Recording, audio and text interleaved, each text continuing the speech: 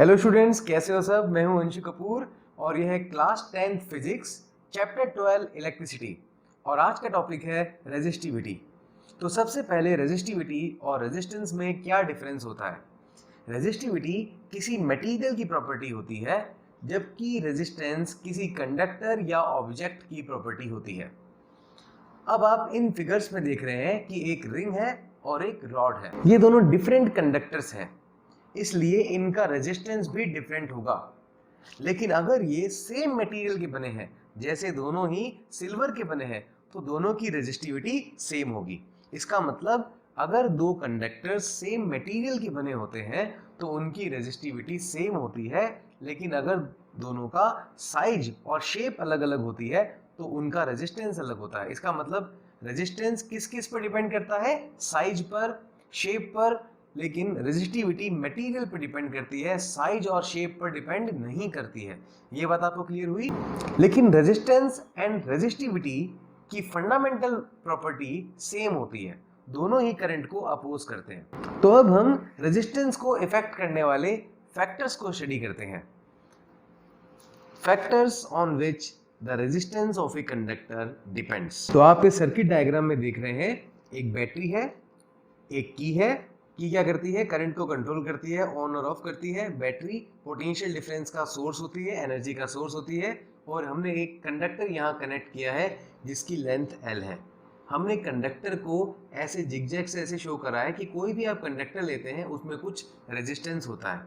तो हमने ये L लेंथ का एक कंडक्टर यहाँ पे कनेक्ट किया हुआ है और साथ ही में करंट को मेजर करने के लिए हमने लगा रखा है एमीटर, और वोल्टेज को मेजर करने के लिए या पोटेंशियल डिफरेंस को मेजर करने के लिए हमने यहाँ एक वोल्टमीटर भी कनेक्ट कर रखा है। किसके पैरेलल में, कंडक्टर के पैरेलल में।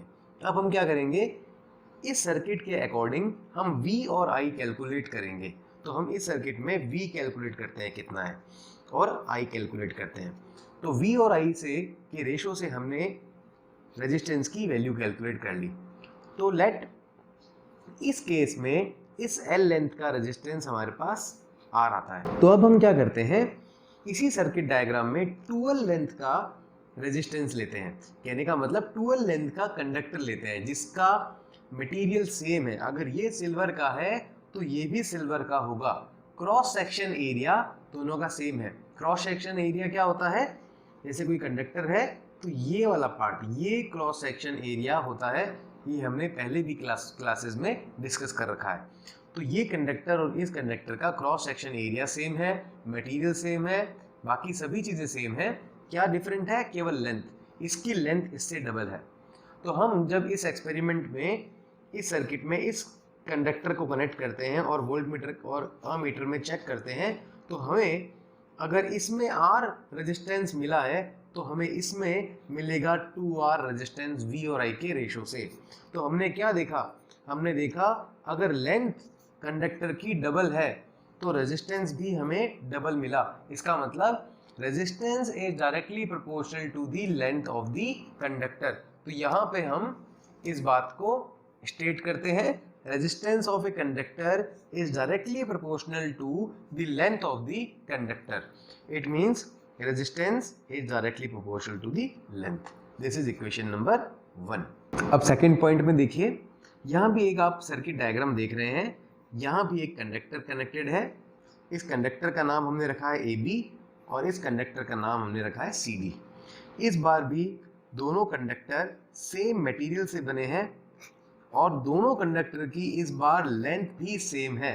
मटेरियल सेम है, लेंथ भी सेम है, लेकिन क्या डिफरेंट है, जैसा कि आपको डायग्राम में इंडिकेट हो रहा है कि दोनों का क्रॉस सेक्शन एरिया डिफरेंट है।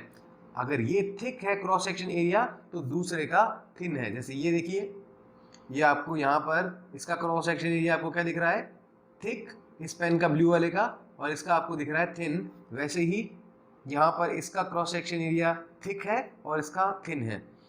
ओके, तो इस एक्सपेरिमेंट में या इस सर्किट से हम अगर V और I के रेशो को चेक करते हैं, तो अगर इस केस में हमें रेजिस्टेंस मिलता है R, तो इस केस में हमें रेजिस्टेंस मिलेगा R/2।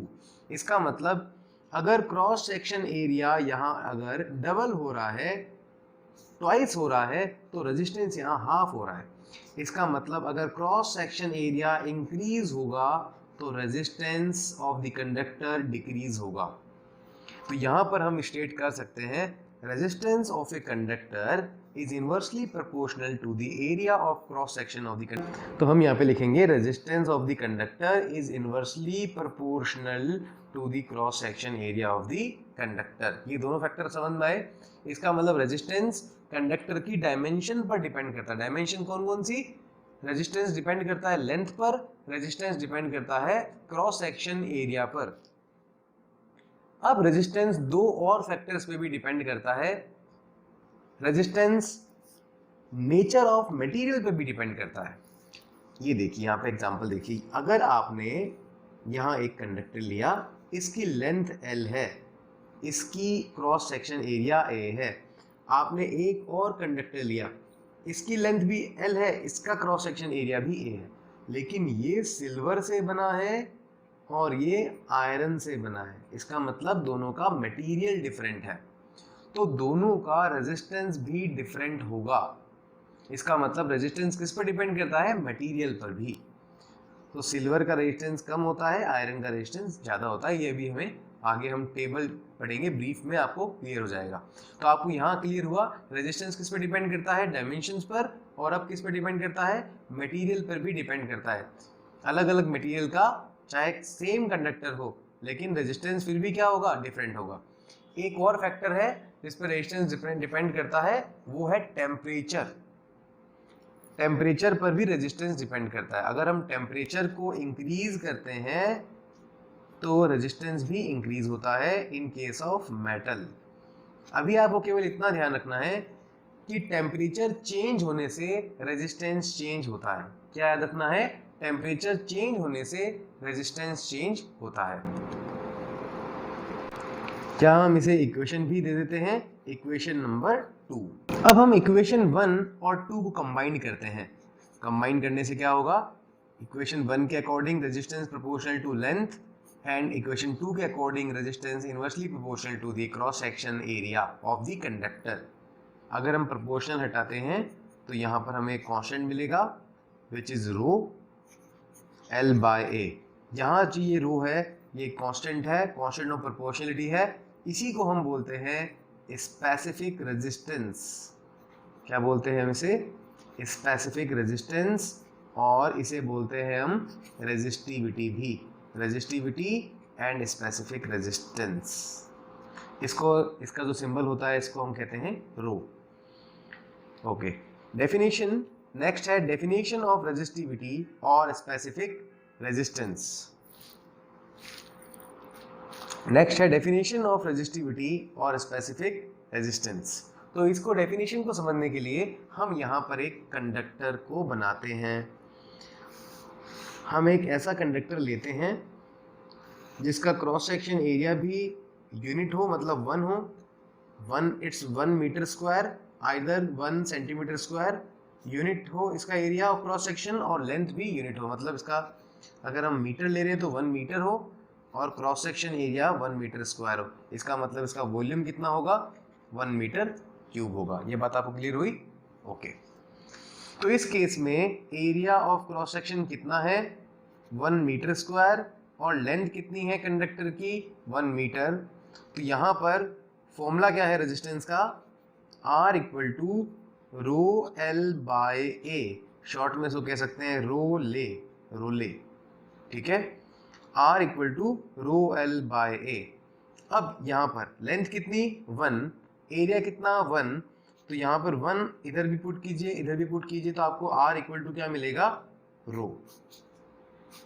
तो हम यहाँ से इसकी डेफिनेशन क्रिएट कर सकते हैं। देखिए,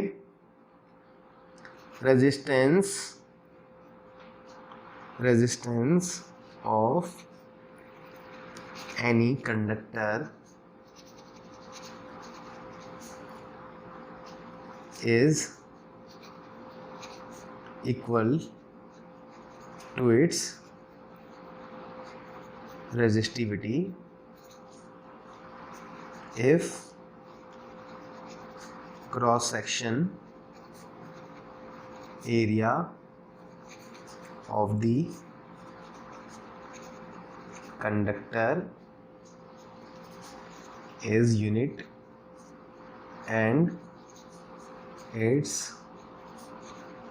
length is unity। मतलब हम यहाँ पे यूनिटी भी लिख सकते हैं, मतलब वन। यूनिटी का मतलब होता है वन। तो यहाँ पर हम डेफिनेशन बनी, resistance of any conductor is equal to its resistivity. देखो डेफिनेशन याद करने की कोई हमें रिक्वायरमेंट नहीं होती, आप खुद भी क्रिएट कर सकते हो यहाँ से। Resistance of any conductor is equal to its resistivity if its cross section area is unity and length of the conductor is unit। आप ये भी लिख सकते हो if its area of cross section is unit and length of the conductor is unit। आप अपने according इसको बना सकते हैं, बस ये पॉइंट 3 इसमें कवर हो जाने चाहिए। नेक्स्ट है SI यूनिट ऑफ रेजिस्टिविटी। इसके लिए हमें रेजिस्टेंस का फिर से फॉर्मूला लिखना पड़ेगा, R equal to rho L by A। यहाँ से हम रो को की वैल्यू कैलकुलेट कर लेंगे, क्रॉस मल्टीप्लिकेशन कीजिए आर ए बाय एल। ये देखिए हमने रो की हमें वैल्यू इसको सेपरेट कर लिया क्रॉस मल्टीप्लिकेशन से, rho equal to R A by L. Okay, तो रेजिस्टेंस की यूनिट हमें पता है, लास्ट लेक्चर में हमने पढ़ा हुआ है। रेजिस्टेंस की यूनिट होती है ओम और हम इसे इस ओमेगा से डिनोट करते हैं। एरिया की यूनिट होती है मीटर स्क्वायर और लेंथ की यूनिट होती है मीटर। यहाँ मीटर से मीटर हो जाएगा कैंसिल और यूनिट बन जाएगी ओम मीटर, या हम इसे ऐसे भी लिख सकते हैं ओम डैश मीटर। ये हो गई unit, SI unit of resistivity. अगर हमें CGS यूनिट फाइंड करनी है, CGS का मतलब होता है सेंटीमीटर ग्राम सेकंड में। वैसे SI यूनिट ही पूछते हैं ज़्यादा एग्जाम में, लेकिन अगर CGS यूनिट भी पूछें तो बन जाएगा ओम सेंटीमीटर। ये होती है सेंटीमीटर ग्राम सेकंड CGS में इसकी यूनिट। उसके बाद यहाँ अब एक टेबल देख रहे होंगे, इस टेबल में आपको दिख रहा है category of substance, name of substance and it's resistivity. तो आप देख रहे हैं कि सबसे पहले कैटेगरी है मेटल्स की, उसके बाद है एलॉयज की और उसके बाद है इंसुलेटर की। सबसे कम रेजिस्टिविटी होती है मेटल की और उनमें भी सबसे कम रेजिस्टिविटी होती है सिल्वर की, उसके बाद कॉपर, और आप यहाँ पे सीक्वेंस देख रहे हैं एल्यूमिनियम, टंगस्टन, निकल, आयरन, क्रोमियम, मरकरी, मैंगनीज। इसका मतलब सबसे कम रेजिस्टिविटी किसकी हुई मेटल में, सिल्वर की, और सबसे ज़्यादा किसकी हुई, मैंगनीज की। अब एक बात और ध्यान दीजिए, जिसकी रेजिस्टिविटी जितनी कम होगी उसकी कंडक्टिविटी उतनी ही ज़्यादा होगी और करंट को वो उतना ही ईजिली पास करेगा। तो यहाँ पर मेटल्स में सबसे अच्छा कंडक्टर कौन है, तो आंसर है सिल्वर, क्योंकि इसकी रेजिस्टिविटी सबसे कम है। और सबसे मेटल्स में सबसे हाई रेजिस्टिविटी वाला मटेरियल कौन है, तो आंसर है मैंगनीज। ये बात आपको क्लियर हुई। अब आप एलॉयज में आते हैं। अब एलॉयज में देखिए, एलॉयज की रेजिस्टिविटी मेटल से ज़्यादा होती है। अब यहाँ आप देख रहे हैं मैंगनीन, कॉन्स्टेंटन और नाइक्रोम, तो इनकी रेजिस्टिविटी मेटल से ज़्यादा होती है। इसके बाद अगर हम कैटेगरी में जाएंगे इंसुलेटर, तो यहाँ आपको दिख रहा है would, glass, quartz, diamond, ebonite, paper, इनकी रेजिस्टिविटी एलॉय से भी ज़्यादा होती है। तो सबसे ज़्यादा रेजिस्टिविटी किनकी हुई, इंसुलेटर की, उससे कम एलॉयज की और सबसे कम मेटल की। या हम कहें सबसे ज़्यादा कंडक्टिविटी किसकी होती है, तो मेटल की। कंडक्टर सबसे अच्छे कौन होते हैं, मेटल। ओके, देखिए एलॉयज की यहाँ बात करूँ तो एलॉयज ऐसे मटेरियल होते हैं जिनकी रेजिस्टिविटी लो होती है, सॉरी हाई होती है, लेकिन टेम्परेचर इंक्रीज होने पर रेजिस्टिविटी चेंज नहीं होती। ये नेक्स्ट लेक्चर में हम डिटेल में डिस्कस करेंगे, रेजिस्टिविटी के यूजेस भी हम देखेंगे। तो अभी आप इस टेबल को देखिए और यहाँ पर एक इलस्ट्रेशन आपको दिख रहा है जिसमें मैंने आपको बता रखा है कि मेटल की रेजिस्टिविटी लो है, उसके बाद एलॉय की देखो आप इंक्रीज हो गई है और इंसुलेटर की और ज़्यादा इंक्रीज हो गई है। A material whose resistivity is low is a good conductor of electricity। अब लास्ट में हम ये डिस्कस कर लेते हैं कि रेजिस्टेंस ओवरऑल किन किन फैक्टर्स पर डिपेंड करता है और रेजिस्टिविटी ओवरऑल किन किन फैक्टर्स पर डिपेंड करती है। तो रेजिस्टेंस डिपेंड करता है डायमेंशन ऑफ ऑब्जेक्ट पर, नेचर ऑफ मटेरियल पर और टेम्परेचर पर। वहीं रेजिस्टिविटी डिपेंड करती है नेचर ऑफ मटेरियल पर एंड टेम्परेचर पर। तो रेजिस्टिविटी किस पर डिपेंड नहीं करती, डायमेंशंस पर डिपेंड नहीं करती, जो कि हमने अर्लियर इस लेक्चर में डिस्कस किया था। जबकि रेजिस्टेंस डायमेंशन पर डिपेंड करता है nature of material, temperature. Nature of material, temperature पर रेजिस्टिविटी और रेजिस्टेंस दोनों डिपेंड करते हैं। तो ये आपको पॉइंट समझ में आए। तो नेक्स्ट लेक्चर में हम पढ़ेंगे रेजिस्टिविटी के यूजेस और रेजिस्टिविटी पे हम न्यूमेरिकल परफॉर्म करेंगे। Thank you very much.